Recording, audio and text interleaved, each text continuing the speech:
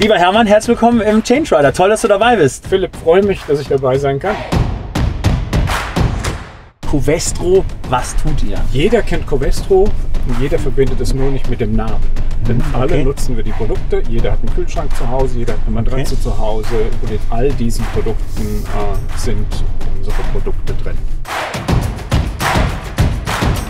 Ja, wir haben vor gut 3 Jahren angefangen mit unserer Digitalisierungsreise und wir haben angefangen mit einer sehr, sehr mutigen Haltung.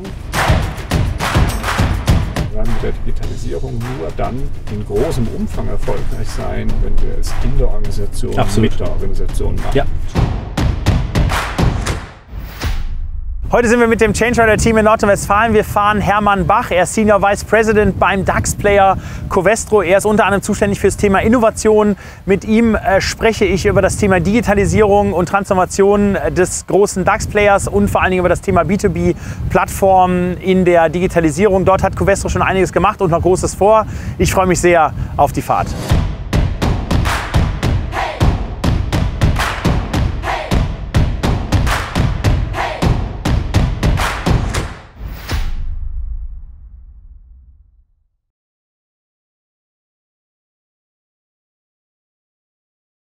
Lieber Hermann, herzlich willkommen im Change Rider. Toll, dass du dabei bist. Philipp, freue mich, dass ich dabei sein kann.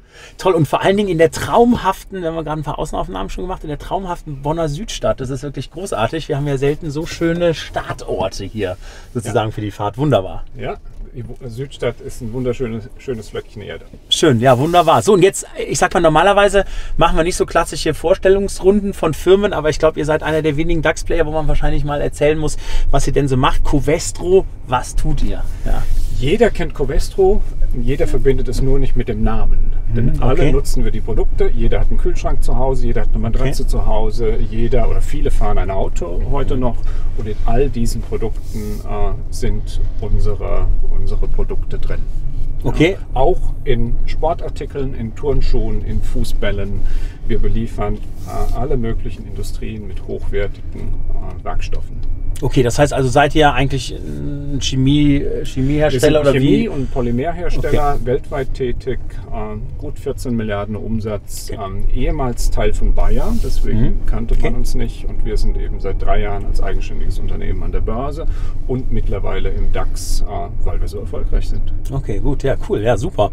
Jetzt erzähl mal so, also Thema Digitalisierung, ich sage ja immer Unwort des Jahrtausends, ne? Jeder spricht ja davon, es gibt unterschiedliche Definitionen. Sag mal so ein bisschen, wie war eure Reise, was mich jetzt interessiert für so das Thema interne Digitalisierung, ne? Also sage ich mal intern irgendwie Prozesse, ihr werdet wahrscheinlich Maschinenanlagen haben, ne? Ihr habt wahrscheinlich dann das Thema irgendwie Learning, da habt ihr ein ERP-System, wie seid ihr da vorgegangen?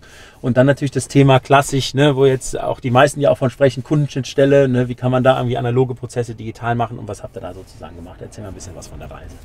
Ja, wir haben vor gut 3 Jahren angefangen mit unserer Digitalisierungsreise und wir haben angefangen mit einer sehr, sehr, sehr mutigen Haltung. Wir haben gesagt, whatever can be done digitally, will be done digitally. Also was immer gemacht werden kann digital, wird auch gemacht werden. Okay. Und mit diesem Aufruf sind wir, mit dieser Positionierung haben wir begonnen und haben eine umfassende Digitalisierungsstrategie uns gegeben. Wir schauen uns alle internen Prozesse an. Wir schauen uns die Kundenschnittstelle an. Diese beiden Dimensionen, das ist die Digitalisierung unseres jetzigen Geschäftsmodells. Und parallel dazu experimentieren wir mit neuen digitalen Geschäftsmodellen, insbesondere Plattformgeschäftsmodellen. Wir kennen ja alle die großen Plattformen im Business-to-Consumer-Bereich und die Frage ist, funktioniert so etwas auch in der Chemieindustrie? Das heißt also eigentlich Amazon für B2B Chemie sozusagen, das ist mal so, das könnte mal so ein Arbeitstitel sein. Ja, das wäre, wenn wir nur auf den E-Commerce schauen. Ja. Wir glauben aber, es gibt einen Raum für eine industriespezifische Plattform, die neben E-Commerce eben auch industriespezifische Services bietet und Know-how.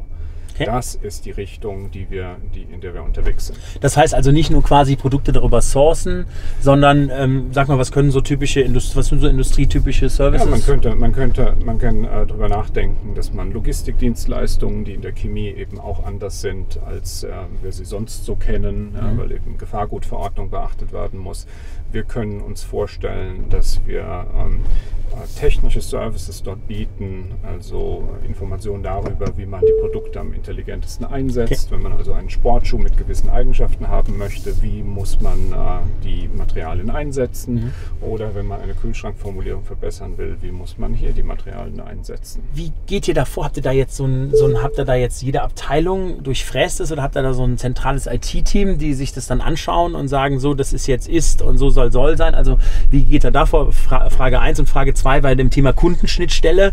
Ne, wenn er da natürlich Dinge entwickelt, ich meine, ihr seid ja eigentlich auch sehr stark sicherheitsingenieurgetriebenes Unternehmen, was langfristig unterwegs ist. Also wie geht er da mit den doch sehr sich stark veränderten Schmerzpunkten draußen am Markt sozusagen vor? Also wie macht er das intern und wie macht er das extern sozusagen? Ja.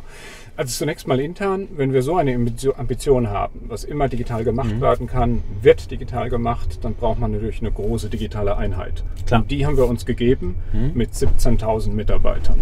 Das heißt, alle Mitarbeiter in unserem Unternehmen sind Teil unserer Digitaleinheit. Okay. Und wir fragen alle nach Ideen zur Digitalisierung und wir beteiligen auch alle an Projekten zur Digitalisierung. Das zur Herangehensweise. Und da kommen jetzt natürlich eine große Welle von Ideen aus der Produktion, aus der Forschung und Entwicklung, aus Marketing und Sales, aus dem Bereich Supply Chain. Und dann arbeiten wir mit diesen, oder formen wir Teams mit der IT, mit anderen, die etwas beitragen können, um so ein Thema dann voranzubringen und zu bearbeiten. Das ist für uns der Schlüssel zum Erfolg, dass wir es im Geschäft, mit dem Geschäft machen und je nach Thema eben Teams zusammenstellen, die das bearbeiten. Okay, finde ich spannend. Dann würde ich da, bevor wir zur Kundenschnittstelle kommen, dann nochmal ein bisschen tiefer gehen. Also Ideen, genau, also wie funktioniert der Prozess? Im Sinne von, da hat jetzt jemand eine Idee, so, die hat er im Kopf, so, dann müssen wir dann wahrscheinlich runtergeschrieben werden, mit jemandem besprochen werden, muss dann irgendwie bewertet werden. Ich sage immer, alte Welt ist so betriebliches Vorschlagswesen, ne, wurde dann so ein Gremium von, ich kenne das in meinem alten Kunststoffunternehmen mit 300 Mitarbeitern, wo du so ein Gremium von alten weißen Männern hast, die dann sagen, das ist vom Willi die Idee, das kann ja nichts sein und so weiter und so fort. Ne? Also sage ich mal, wo du nicht einen strukturierten Prozess hast, das werdet ihr anders machen. Wie macht ihr es? Es hängt am Thema, ist die Antwort. Es gibt digitale Services, wo es darum geht, lass uns doch mal ausprobieren, ob wir hier einen technischen Service in einem neuen App erbringen können. Da geht es einfach um Ausprobieren, am Markt testen, lernen, wieder dann verbessern, wieder testen. Also eher mit den Methoden aus dem Bereich der Startup-Welt. Es gibt größere Themen, wo wir Geschäftsprozesse neu uns überlegen. Die folgen dann eher einem klassischen Projektmanagement. Okay. Also Wasserfall-Ablaufdiagramm langfristig. Genau. Also es hängt wirklich am Thema. Ja. Wir haben zum Beispiel ein großes Thema, um ein Beispiel zu nennen, wo es darum geht, unsere Produktion zu digitalisieren. Und zwar die Planung, den Bau und dann den Betrieb von Anlagen. Da muss man sich ganz genau die Prozesse anschauen. Das funktioniert eher in einem klassischen Projektmanagement-Ansatz. Okay. Ja. Digitale Services oder Geschäftsmodelle eher in einem Venture- oder Startup-Ansatz. Das ganze Thema jetzt Startups, wie, sage ich mal, verhält es sich da bei euch im, sage ich mal, Startup-Ökosystem? Wie nähert ihr euch Startups? Habt ihr da eine Strategie, dass ihr sagt, hey, ihr setzt mehr auf Kooperation, ihr setzt mehr auf Kauf, Akquisition, genau, habt ihr da ein Team, was sich darum kümmert? Genau, wie kommt ihr da zum Entscheidungsprozess? Das sind wir gerade am Aufbauen. Wir sind also wir haben jetzt eine Reihe von Initiativen gestartet, um stärker mit Startup-Firmen zu arbeiten. Beispielsweise sind wir jetzt Teil von Plug and Play. Das ist ein großer Accelerator in Nordamerika, aber eben auch mit einem Standort in Berlin. Wir haben einige Initiativen jetzt in China, um uns stärker mit den Startups zu vernetzen. Die chemische Industrie hat immer viel mit Hochschulen gearbeitet und das bleibt auch ein Schwerpunkt unserer Arbeit, dass wir Allianzen mit Hochschulen haben. Aber jetzt setzen wir daneben auch einen stärkeren Austausch mit Startup-Firmen. Und das sind wir jetzt gerade am Aufbauen, wie wir das eigentlich machen, was wir da anbieten. Und vom Instrumentarium, also von Lieferbeziehung zum Startup zu Startup-Produkte kaufen, zu gemeinsamer Entwicklung, zu, wenn es irgendwo sinnvoll ist, M&A ist alles möglich. Ja. Es ist themenbezogen und hängt davon ab, was wir jeweils erreichen wollen. Ja, aber das bauen wir jetzt aus, denn es gibt immer mehr Startups, die auch interessant für uns sind. Ja. Es gibt natürlich Tausende digitaler Startups. Es gibt nicht so viele Chemie-Startups. Glaube ich, klar. Mit unserer Digitalisierungsstrategie jetzt wird auf einmal eine viel größere Zahl von Startups für uns interessant. Nicht nur die Chemie-Startups, sondern eben auch viele im digitalen Umfeld. Und dann ist es jetzt auch vernünftig, sich anzuschauen, wie können wir besserer Anlaufpunkt sein für die Startups und wie können wir mit ihnen zusammenarbeiten. Das sind ja oft ganz einfache Sachen. Ja, also unsere Standardzahlungsziele für Lieferanten sind halt für viele Startups völlig unakzeptabel, weil die eben auf ihren Cashflow achten müssen. Klar, logisch. Und nicht in 120 Tagen bezahlt werden wollen. Oder in Frankreich, glaube ich, sind teilweise bis 200 Tage oder so. Ne? Genau, ja, genau. Wahnsinn. Okay, verstanden. So, und gibt es da jetzt schon einen Case, wo ihr sagt, da habt ihr euch dem Startup angenähert, da kooperiert ihr oder da habt ihr vielleicht sogar schon investiert? Ja, also wir arbeiten mit einer Reihe von Startups im Chemiebereich zusammen, deren Services wir einkaufen. Wir haben also auch vor, glaube ich, zwei Jahren ein Startup akquiriert, weil das so gut zu unserem Geschäft passte, dass wir dachten, diese Technologie können wir also selbst besser weiterentwickeln. Also da passiert jetzt eine ganze Menge. Ja, wir haben auch jetzt Veranstaltungen lanciert, wo wir in Themenfeldern, die uns interessieren, Preise vergeben als Startups. Super. Gut. Das machen wir insbesondere im Bereich Challenges und sowas. Das machen wir insbesondere im Bereich nachwachsende Rohstoffe derzeit oder alternative Rohstoffe. Wir sind also ganz aktiv dabei zu schauen, wie wir unsere Abhängigkeit vom Erdöl verringern und schauen, welche alternativen Rohstoffe gibt es. Von Kohlendioxid, wo viele denken, wieso denn Kohlendioxid? Das ist doch ein Klimagas, aber damit kann man auch Chemie machen. Okay, man kann also die Abfallströme wie Kohlendioxid auch nutzen, um Chemie zu machen, oder eben nachwachsende Rohstoffe aus Pflanzen. Und in dem Bereich haben wir also jetzt schon Challenges rausgegeben und vergeben wir auch Preise an erfolgreiche Startups, die uns interessieren.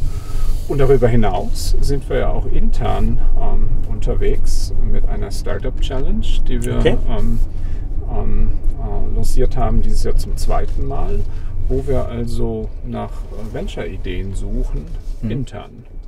Wo wir also fragen, wer hat hier eine Idee für ein Startup, beispielsweise dieses Jahr im Bereich Nachhaltigkeit. Und das betreiben wir jetzt auch mit recht großem Aufwand, wo wir also sagen, wo wir also wirklich in einem Prozess alle unsere Mitarbeiter, alle 17.000 einladen, Ideen zu entwickeln. Dann gibt es einen mehrstufigen Prozess, der darin endet, dass die letzten Teams dann in ein Bootcamp gehen und anschließend vor dem Vorstand ihre Ideen pitchen. Cool. Und im Gewinnerteam geben wir 1 Million Projektmittel und bis zu einem Jahr Zeit. Zeit. Ja, gut, okay, super. Erzähl mal so ein bisschen was zum Thema New Work bei euch, also sag ich mal in der Kernorganisation. Ich meine, das ist ja, also New Work ist wahrscheinlich nicht so ein Thema in der, sag ich mal, bei euch in Amsterdam, da ist sowieso alles neu und da habt ihr, sag ich mal, seid ihr agil und schnell und habt ihr wahrscheinlich, können die Leute mal im Homeoffice arbeiten und so weiter und so fort. Wie macht ihr das in der Kernorganisation? Also gibt es da Programme? Seid ihr durch den Veränderungsprozess da schon mal durchgegangen? Oder? Ja, da sind wir gerade dabei. Also wenn man jetzt mal von Amsterdam und diesen Geschäftsmodell Innovationen absieht, dann sind alle unsere Digitalisierungsprojekte in der Organisation, mit der Organisation. Und da bauen wir wirklich Teams um die Themen drumherum. Ja, und das ist meines Erachtens auch der richtige Weg. Ja, also da kreieren wir eben jetzt nicht eine eigene Einheit, sondern wir sagen, was braucht es denn, um dieses Thema voranzutreiben? Und dann setzen wir so das Team zusammen. Verstanden. Und dann verändern wir das auch, das Team wieder. Okay. Und ohne, dass wir jetzt umorganisieren müssen. Ja, das ist zu langsam, kostet zu viel Zeit.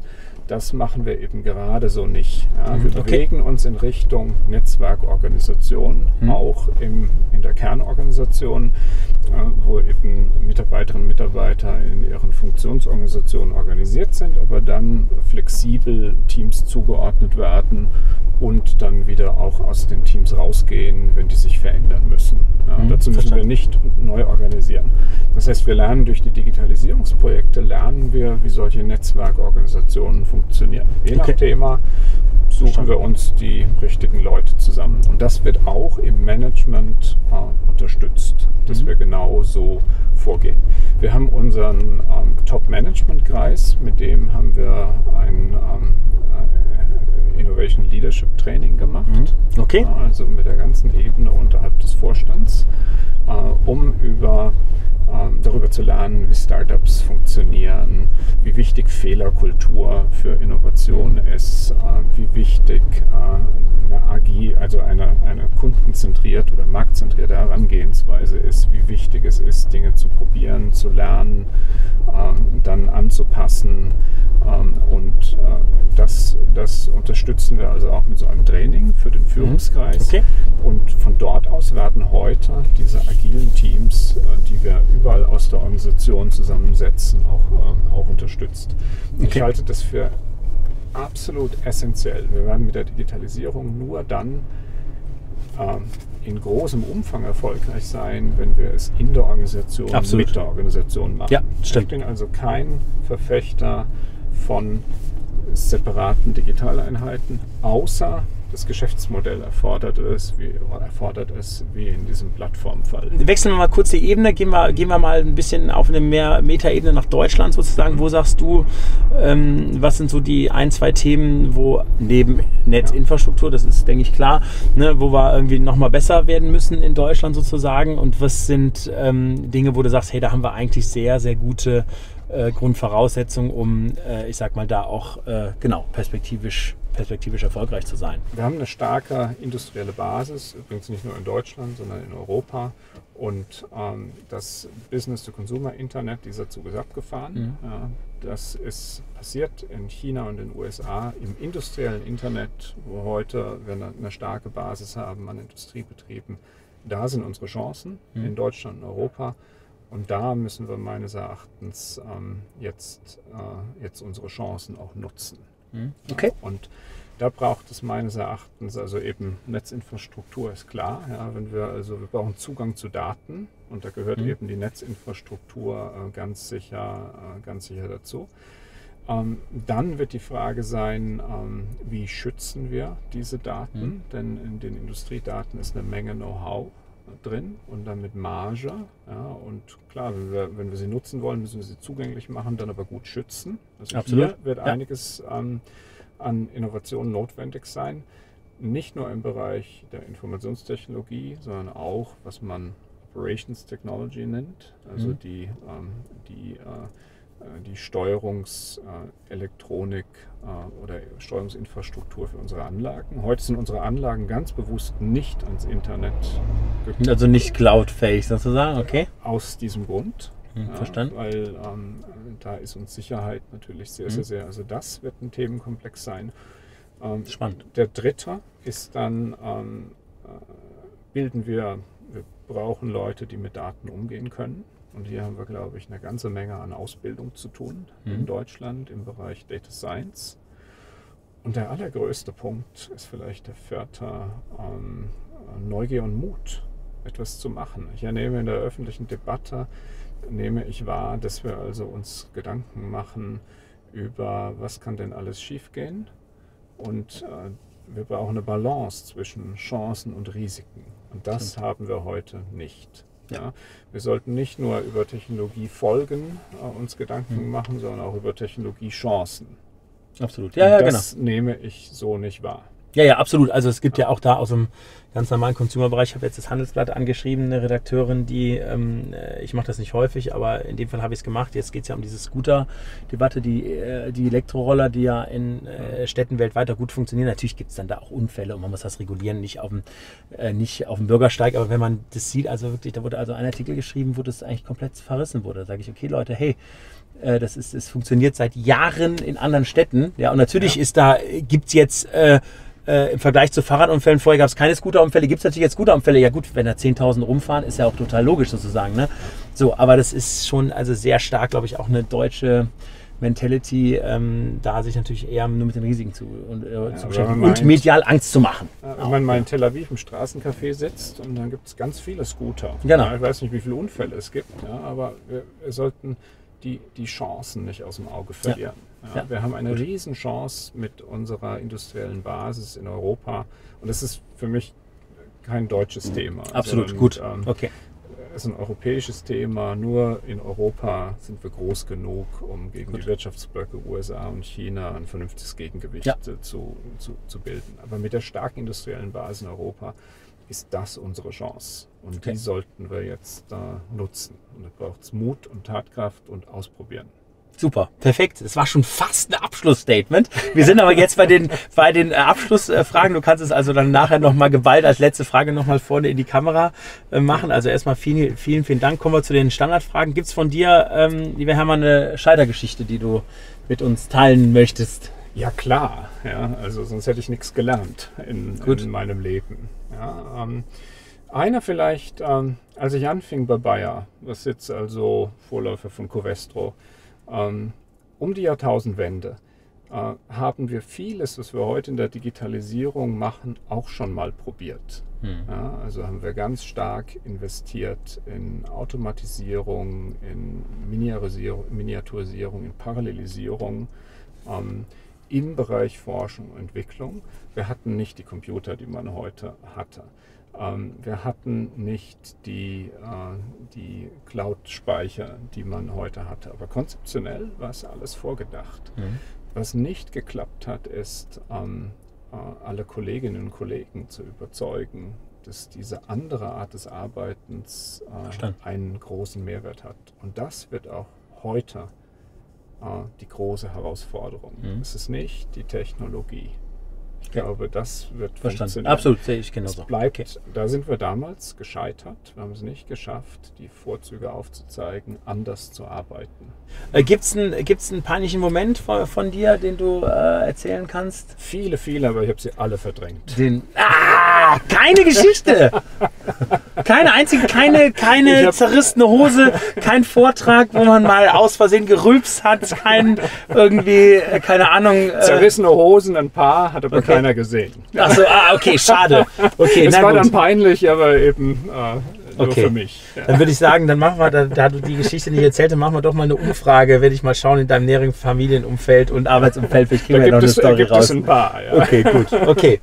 Ja gut, gibt es von dir eine Nominierung, wenn ja, wen für das Format? Also wirklich Menschen, die inspirieren, die positive Geschichten zu erzählen haben, die einen guten Blick nach vorne haben. Würdest du da jemanden nominieren, wenn ja, wen? Genau. Dann würde ich nominieren den Ian Roberts. Der ist CTO bei Bühler. Bühler ist eine Schweizer Firma, die Maschinen herstellt für die Lebensmittelverarbeitung. Okay. Top. So, und dann hast du ja schon ein bisschen Abschlussstatement eben gegeben, aber jetzt nochmal hier in die Kamera, sage ich mal, dein motivierendes Statement in Bezug auf den Wandel, bitte. Eine Bühne. Es braucht Neugier, es braucht Mut, es braucht einfach machen. Gut, super. Lieber Hermann, vielen, vielen Dank. Also wirklich super beeindruckt. Ich bin super beeindruckt, was ihr in einer Branche, die ja doch, sage ich mal, eher traditionell und konservativ ist. Ich sage das jetzt mal freundlich. Ja, was ihr da schon auch geschafft habt, es ist auch, was mir total gefällt, ist, dass jetzt man nicht hier nur die Technologie in den Vordergrund stellt, sondern vor allen Dingen den Menschen nach vorne stellt.